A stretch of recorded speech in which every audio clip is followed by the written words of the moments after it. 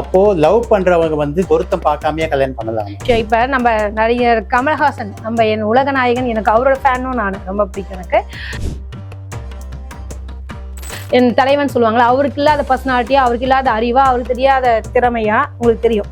அவர் வந்து அவரை பார்த்து விழாத ஆளே இல்லை பெண்கள்ல, உங்களுக்கு தெரியும். அவர் காதல் மன்னன் சொல்லலாம். அந்த அளவுக்கு அவர்கிட்ட ஈர்ப்பு இருக்கு. அவரோட ஜாதகப்படி நான் பார்த்திருக்கேன். ஆனா லவ் சக்சஸ் ஆகுதுங்க, மேரேஜ் ஃபெயிலியர் ஆயிடுது. அதே மாதிரி எல்லாருமே இப்ப ஜெயலலிதா அம்மா வந்து ஓப்பனா காமிச்சிட்டாங்க, நான் வந்து ஆன்மீகவாதி, நான் கோவிலுக்கு போவேன், எல்லா விஷயமும் செய்வேன்றதை அவங்க காமிச்சு. சில பேர் வந்து மறைமுகமாக தான் செஞ்சுட்டு இருக்காங்க. அதுக்காக என்ன பண்ணாரு, அவர் தீக்கா பாருங்க, கல் எடுத்து அந்த இந்த பல்லால் அதிர்ஷ்டமான்னு சொல்லி பல்ல உடச்சு தூக்கி போட்டவர்.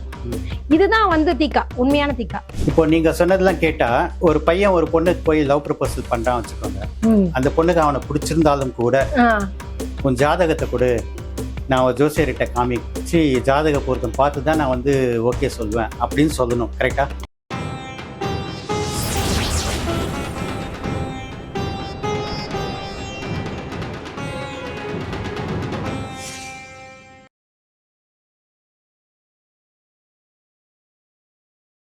அப்போ லவ் பண்றவங்க வந்து பொருத்தம் பார்க்காமயே கல்யாணம் பண்ணலாம். இதுல ஒரு முக்கியமான ஒரு விஷயம். இப்ப நம்ம நடிகர் கமல்ஹாசன், நம்ம என் உலக நாயகன், எனக்கு அவரோட ஃபேனும் நான் ரொம்ப பிடிக்கும். எனக்கு என் தலைவன் சொல்லுவாங்களா, அவருக்கு இல்லாத பர்சனாலிட்டியா, அவருக்கு இல்லாத அறிவா, அவருக்கு தெரியாத திறமையா உங்களுக்கு தெரியும்.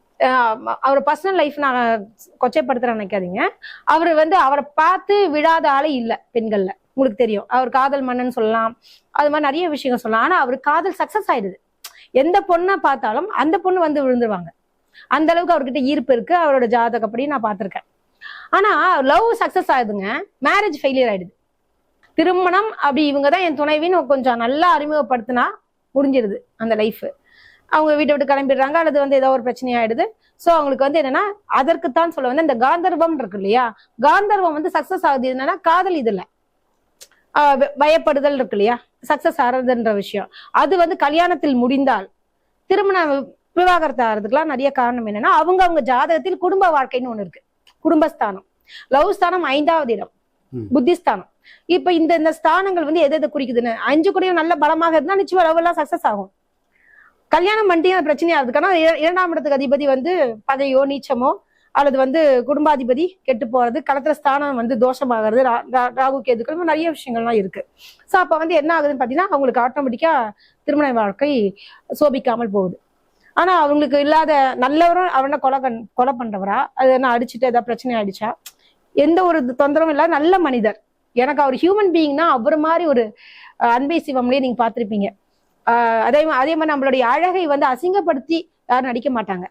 கலரே வந்து குணால கலர் கம்மி பண்ணி நடிச்சிருக்காரு. பெரிய விஷயம். ஹைட் வந்து கம்மியா, அபூர்வ சகோதரர்கள், அப்புறம் நிறைய விஷயம் சொல்லிக்கிட்டே போல. ஒரு விஷயத்த எடுத்தோம்னா கத்தக்கா டான்ஸ் கத்துக்கிட்டு ஆடுவார். அந்த படத்துலயே வந்து அதுக்கு கோர்ஸ் போயிடுவார். இப்ப கூட லண்டன் போயிட்டு வரேன்றாரு, அதாவது ஏஐ கத்துக்கணும்னு. அப்படி ஒரு சாகர வரைக்கும் ஒரு எவ்வளவு ஒரு இன்டெலிஜென்டான ஒரு பர்சன்.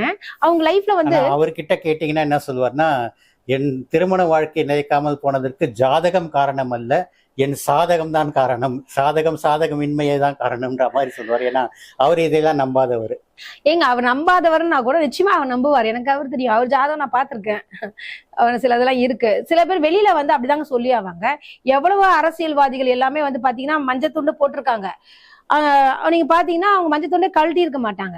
ஆனா அவங்களுடைய வாழ்வியல் பாத்தீங்கன்னா ஜோதிடம் சார்ந்துதான் விஷயமா இருக்கு.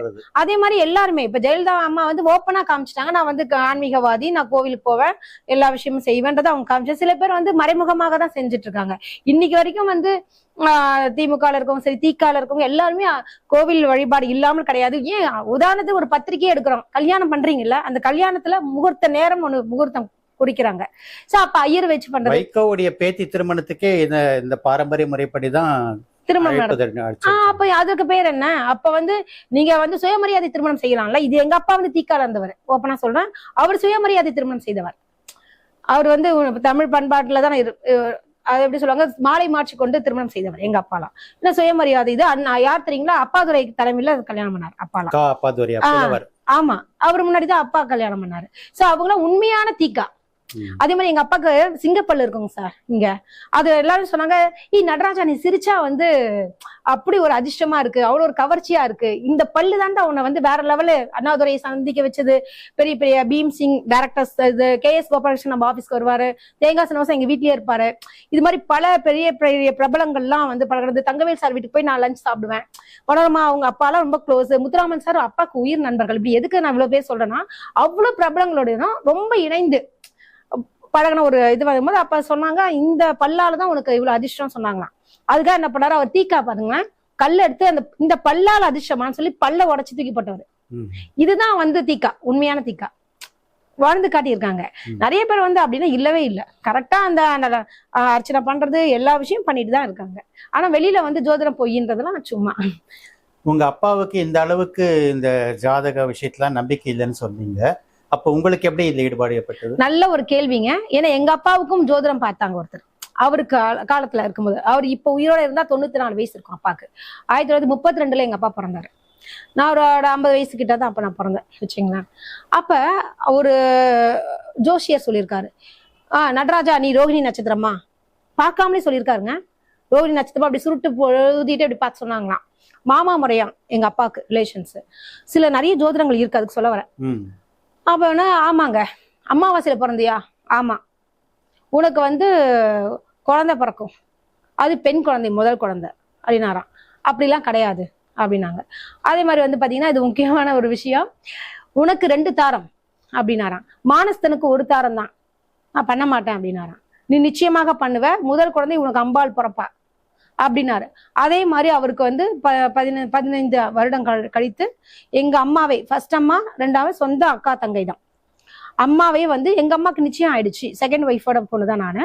அப்ப வந்து அவங்களுக்கு நிச்சயம் ஆனவங்களை கொண்டு வந்து கல்யாணம் பண்ணி வைப்பாங்க இல்லையா, என்னோட, ஏன்னா அவங்க வாழ்க்கை, ஏன்னா கர்ப்பப்பை எடுத்துட்டாங்க, அவங்க வாழ்க்கை ஏதோ ஆயிடுவாங்கல்ல, ஏதோ ஆயிடுவோம் ஒரு பயம். எங்க அப்பா பயங்கர பர்சனாலிட்டியா இருப்பாரு, வேற யாராவது பாத்துருவாங்களோன்னு ஒரு பொசசிவ்னஸ்ல. நம்ம தங்கச்சின்னா ரொம்ப, எங்க அப்பாவுக்கும் அம்மாவுக்குமே 20 வருஷம் சின்னவங்க எங்க அம்மா. சோ அப்ப வந்து திருமணம் ஆச்சு. அப்ப அந்த திருமணம் வந்து படித்து விட்டது. அந்த சில விஷயங்கள், அதாவது இவர் வேணான்றது விஷயம்னா, வேணா பெரியம்மா வந்து, பெரியம்மா நான் சொல்ல மாட்டேன், அம்மா தான் கூப்பிடுவேன். அம்மா வந்து சொல்லிட்டாங்க, இல்லைன்னா நான் செத்து போயிடுவேன், த்ரெட்னிங் பண்ணுவாங்கல்ல, நான் உயிரோட இருக்க மாட்டேன், நம்ம எல்லாம் பேசியிருக்காங்க. அது மாதிரி அதுக்கப்புறம் பண்ணாரு அவரு. சோ அதன்படி ஃபர்ஸ்ட் குழந்தை பெண் குழந்தை பிறந்தது, இறந்துருச்சு. அதுக்கப்புறம் வந்து அதுக்கப்புறம் தான் நாங்களாம் பிறந்தோம். சோ எதற்கு சொல்ல வரேன்னா, இதுல உண்மை. அப்ப ஜோதிடம் பழித்து விடுறது இல்லையா? சரி. அதே மாதிரி ஜாதகம், என்னோட நானே ஜோசியத்துக்குள்ள வர்றதுக்கு காரணம், சின்ன வயசுல இருந்து எங்க அப்பா என்ன பண்ணுவாரு, பேப்பர் எடுத்து பார்ப்பாரு. பார்க்கும்போது அதுல வந்து தினகரன் தான் வாங்குவாரு. அவரு வாங்கணுன்னே, அம்மா இன்னைக்கு ரிஷபராசி சந்திராசிரமம் அப்படின்னுவாரு, அமைதியா இருந்துவாரு. நம்மளாம் லொடல சின்ன குழந்தைல பேசுவோம்ல, வாயிலாம் தான். அப்ப சந்திராசிரமம் என்னப்பா அப்படின்னு அங்க இருந்து தொடங்கிடுச்சு. அப்ப ஏன்ப்பா அப்படி சொல்றீங்க, நம்ம கேள்வி கேட்போம்ல. அப்போ ஏன் அன்னைக்கு மட்டும் அமைதியா இருக்கணும், அன்னைக்கு மட்டும் ஏன் வாய் கொடுக்க கூடாது அப்படின் போது, அதெல்லாம் ஜோசியம்மா அவனுக்கு தெரியாதுன்னாங்க. அது என்னன்னு அப்போ வந்து ஒரு ஆர்வம் இருந்தது. அப்புறம் கைரேகை, இப்ப கைரேகை எல்லாம் பார்ப்பாரு அப்பா, சும்மா ஒரு இதுவா. ஏன்னா அவங்க கலைஞர், எங்க அப்பா வந்து பாய்ஸ் கம்பெனில நடிச்சவர், ONK கிட்டு நாடக சபா அதெல்லாம் இருந்தவர். மனோரமா அவங்களும் உடன் பயணித்தவர்கள், வெரி நண்பர், ரொம்ப க்ளோஸ் நண்பர்கள் அவங்களாம். அப்படின்போது முரளி அண்ணா, அதாவது கார்த்திக் இருக்கார் இல்லையா, நவரச நாயகன், அவருக்கெல்லாம் வந்து நான் ஜாதகம் பார்த்திருக்கேன். ஸோ அவரும் நம்ம வீட்டுக்கு வருவாங்க, நம்ம மருந்து சாப்பிட. அப்பா சித்தா டாக்டர் வேற. ஸோ வந்து எதுக்கு இதெல்லாம் சொல்ல வரேன்னா, அந்த அளவுக்கு வந்து கலைத்துறையிலயும் அவருக்கு நல்ல ஒரு பரிச்சயம் சொல்லலாம். அதே மாதிரி சித்த வைத்தியத்திலயும் ரொம்ப இது. அதுலயும் 4 துறையில டாக்டருங்க. சவுத் இந்தியால எங்க அப்பா அது மட்டும்தான். ரீஎம்பர்ஸ்மெண்ட் நம்மளது இருக்க குருசித வைத்தியசாலைன்னா நாங்க வச்சிருந்தோம். சோ அதே மாதிரி குடியை மறக்க மருந்து நாங்க கொடுத்து நிறைய குடும்பங்களுக்கு வந்து குடியை பழக்கத்தை மறக்கடிச்சிருக்கோம், ஒரே வேளை மருந்து கொடுத்து. அது மாதிரி நிறைய சாதனைகள்லாம் அப்பா பண்ணியிருக்காரு. அதனால எதிர்க்கு இதை சொல்லணும்னா, அவருக்கு அவ்வளவு நாலேஜ் சொல்லுவாங்களே, ஆல்ரவுண்டர்னு வாங்க இல்லையா, அது மாதிரி ஒரு கட்டம் அவர் ஜாதகப்படி. அவர் 5 பத்திரிகை நடத்திருக்காரு, சித்த மருத்துவம், தமிழ் திரை, வெள்ளி விளக்கு அப்படின்னு சொல்லிட்டு நிறைய பத்திரிகைகள்லாம் நடத்திருக்காரு, வழக்கறிஞர் இந்த பத்திரிகைலாம். சோ வந்து அப்ப பத்திரிகை அனுபவங்கள் அவருக்கு இருக்கு. இன்னைக்கு பத்திரிகை ஈஸியா அடிச்சிடலாம், அந்த காலத்துல அப்படி கிடையாது. உங்களுக்கு ஒவ்வொன்றும் எடுத்து பண்றதுலாம் கோர்க்கறதுலாம் ரொம்ப கஷ்டம்னு சொல்லுவாரு. சோ அது மாதிரி இடத்துல இருந்தனாலதான் நானும் நிறைய பத்திரிகை, அதான் ஜீன் சொல்லுவாங்க இல்லையா, நம்மளும் எழுதணும் பண்ணோன்ற மாதிரி விஷயங்கள். சோ இது மாதிரி ஆர்வங்கள் தான். பக்கத்துல லைப்ரரி வேற, ஜோதிட புத்தகங்களை எடுத்து படிப்பேன், நம்மளே கத்துப்போம் இல்லையா. ஆட்சி என்ன பாலம் அவர் சொல்லுவாரு, எனக்கு வந்து 2 கிரகம் பரிவர்த்தனை, ஒரு 2 கிரகம் ஆட்சி அப்படின்வாரு. அப்படின்னும் போது அது ஆட்சி, அது என்ன பரிவர்த்தனை அப்படின்ற விஷயங்கள்லாம் இருக்கு இல்லையா, அதை நான் கத்துக்கணும்னு சொல்லிட்டு புத்தகங்களை எடுத்து எடுத்து படிப்பேன். அப்படி நானே பாதி ஜோதிடர் ஆயிட்டேன் முழுமையா. இதற்கு எங்க அப்பா ஒரு பேக்ரவுண்ட் சப்போர்ட். இப்போ நீங்க சொன்னதெல்லாம் கேட்டா, ஒரு பையன் ஒரு பொண்ணுக்கு போய் லவ் ப்ரப்போசல் பண்றான் வச்சுக்கோங்க. அந்த பொண்ணுக்கு அவனை பிடிச்சிருந்தாலும் கூட உன் ஜாதகத்தை கொடு, நான் ஒரு ஜோசியர்கிட்ட காமிச்சு ஜாதக பொருத்தம் பார்த்து தான் நான் வந்து ஓகே சொல்லுவேன் அப்படின்னு சொல்லணும். கரெக்டா? பர்ஃபெக்டா சொன்னீங்க, சீரியஸா. ஏன்னா இது முதல் திருமணம், ஃபர்ஸ்ட் மேரேஜ் பண்றோன்ற ஒரு விஷயம் வருது.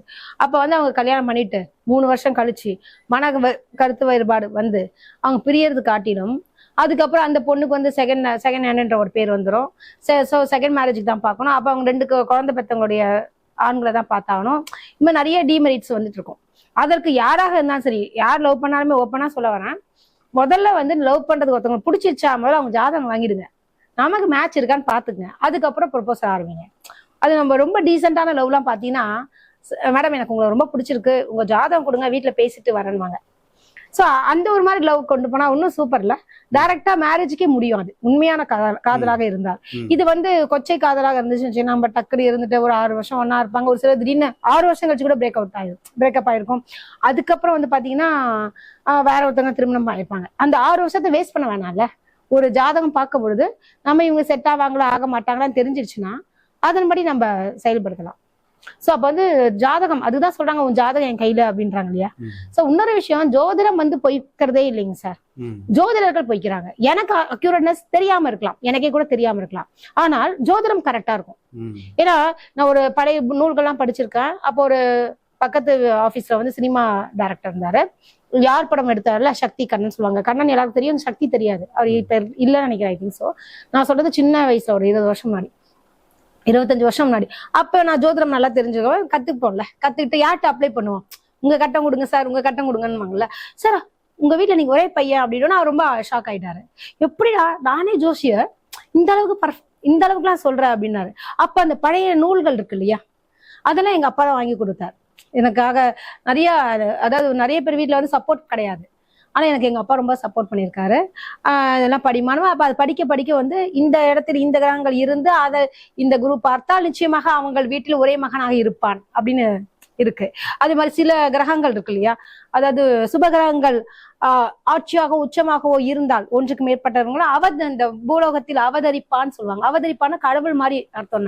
சோ இப்ப எனக்கெல்லாம் வந்து சில சுபகிரகங்கள் ஆட்சி உச்சமாக இருக்கனால நிறைய பேரோட வீட்டுல அவங்க வீட்லயே ஜோசியர்களா இருக்காங்க. ஒரு பெரிய டாக்டர் ஒருத்தருக்காரு, அவங்களாம் வந்து என்ன வந்து ரொம்ப நல்ல ஹாஸ்பிட்டாலிட்டி ரொம்ப கவனிப்பாங்க. நான் இப்ப என்ன போய் பாத்துக்கிறாங்களே இந்த அளவுக்கு பாசமா இருக்காங்க பார்த்தா, அப்ப ஒரு வார்த்தை விட்டாரு, சுபகிரகங்கள் ஆட்சியாக உச்சமாக இருந்து அதிகமான மேஜர் கிரகங்கள் இருந்தால் இது பூமியில் அவதரிக்கக்கூடிய ஒரு ஜாதகம். அவதரித்தல்ன்றது ஒரு கடவுள் மாதிரி இல்லையா, அப்ப புனிதமான ஜாதகம் ஒண்ணு வருதுன்ற அளவுக்குலாம் சொல்லுவாங்க. சோ அந்த ஜாதகத்தை வச்சுதான் என்னையே மதிப்பிடுறாங்க. சோ அப்ப வந்து ஜோதிடம் உண்மை அப்படின்ற விஷயங்கள். அதே மாதிரி நம்ம விஷயங்கள் நம்ம வேற என்னவோ நினைச்சோம், பாத்தீங்கன்னா ஒரு ஆன்மீகவாதியா அப்படியே ஒரு ஜோதிடம் சம்பந்தப்பட்ட விஷயங்கள்லாம் ரொம்ப ஆர்வம் வந்துருச்சுங்க. அதே மாதிரி ஜோதிடத்துல வந்து எனக்கு ரொம்ப வந்ததுக்கு முன்னொரு ஒரு காரணம், மறைமுகமாகவே அப்படின்னு பார்க்கும்பொழுது நான் 10th படிக்கிறச்ச ஒரு ஜோதிடர்கிட்ட போயிருந்தோம் அக்காவுக்கு பொருத்தம் பார்க்கறதுக்காக. அப்ப வந்து அந்த ஜோதிடர் சொன்னாரு, சார் நான் வந்து ரொம்ப மக்குங்க, நான் பரதநாட்டிய கலைஞர், டான்சர் சார், நான் ஃபுல்லா நம்ம ஞானதம் இல்லாம டான்ஸ் ப்ரோக்ராமே இருக்காது, எல்லாத்துலயும் மெயின் கேரக்டர் நம்ம தான். ஸோ வந்து டான்ஸ் கிளாஸ் போறதுனால எனக்கு வந்து எல்லாமே பாஸ். ஆனா 10th அப்படி பண்ண முடியாது இல்லையா, அந்த காலத்துல பேப்பர்ல தானே ரிசல்ட் வரும். ஸோ வந்து ஐயோ பேப்பர்ல ரிசல்ட் வரும், ஒரு கவர்மெண்ட் எக்ஸாம் கூட எனக்கு பெரிய அளவு நாலேஜ் இல்லை. சார் நான் பாஸ் பண்ணுவேனா சார், நான் அந்த ஜோதிடர்கிட்ட கேட்டேன். அப்ப அந்த ஜோதிடர் சொன்னாரு, அம்மா நீ பாஸ் பண்ணுவியா அப்படின்னு. மாதிரி ஏன் சார் ஃபெயில் ஆயிடுவேனா சார்னு. இல்லம்மா, இயல், இசை, நாடகம், மருத்துவம், ஜோதிடம், மாந்திரீகம், இந்த 6 துறையில நீ பிரபலமா வருவ. நாடாளும அரசு யோகம் இதெல்லாம் நிறைய சொன்னாரு. எனக்கு அந்த அரசு யோகம் எனக்கு தெரியல, பட் வந்து அவர் சொன்ன மாதிரி ஜோதிடம் கத்திருக்கேன், PhD முடிச்சிருக்கேன், மருத்துவத்துல டிப்ளமா இன் சித்தா மெடிசன்ஸ் முடிச்சிருக்கேன், அக்குபஞ்சர் முடிச்சிருக்கேன், அக்குப்ரெஷர் முடிச்சிருக்கேன் அப்பா லைன்ல இருக்கனால. சோ வந்து இயல், இசை, நாடகம், நான் பரதநாட்டியம் பண்ணியிருக்கேன். சோ அப்ப வந்து அதெல்லாமே மேட்ச் ஆகுது இல்லையா. நீங்க சொன்ன பட்டியல ஒண்ணு மட்டும் இன்னும் பண்ணல நினைக்கிறேன், மாந்திரீகம். ஆமா, அதுவும் நான் வந்து என்ன விஷயம்னா மாந்திரீகத்தை பத்தி அப்பா கிட்ட கேட்டேன். மாந்திரீகம் உண்மைனாரு, அதுவே ரொம்ப முக்கியமான விஷயம் இருக்கு. அது வந்து சரியான நபர்கள் மூலியமா தான் அது செய்ய முடியும். ஒரு விஷயம் இருக்கு, அதுல கேரளான்னு வாங்க, நீங்க கேள்விப்பட்டிருப்பீங்க, மாந்திரிகம்னாலே கேரளான்னு வாங்க. சோ வந்து அந்த விஷயம் நீ கத்துக்க வேணாம்னு எங்க அப்பா சொல்லியிருக்காரு ஜென்ரலா. அது வேண்டாமா, அது வந்து நல்லதோ கெட்டதோ அந்த விஷயத்துல இறங்கக்கூடாதுன்னு சொல்லியிருக்காரு எங்க அப்பா. அவரோட இதுக்காக நான் யோசிக்கிறேன். ஆனா அதனோட சில நல்ல விஷயங்கள் சொல்லி கொடுத்துருக்காரு. ஒரு விஷத்தை எடுக்கக்கூடிய மூலிகைகள்லாம் இருக்குல்ல, ஒரு இந்த யாராவது சொல்லுவாங்களே வைப்புகள், ஒருத்தவங்க சாகணும், இந்த மாதிரி சில விஷயங்களை வைக்கிறாங்கல்ல வீட்டுல போய் மாந்திரிகம் செய்து வைக்கிறாங்களே, அது முறிப்புக்கு உண்டான மருந்துகளை எனக்கு சொல்லி கொடுத்துருக்காரு அப்பா. இதை நீ கத்துக்கோ அப்படின்னு. அது வந்து எனக்கு ரொம்ப ஹாப்பியா இருந்துச்சு. அது அந்த மாதிரி எந்த சூழலும் இன்னும் வரல.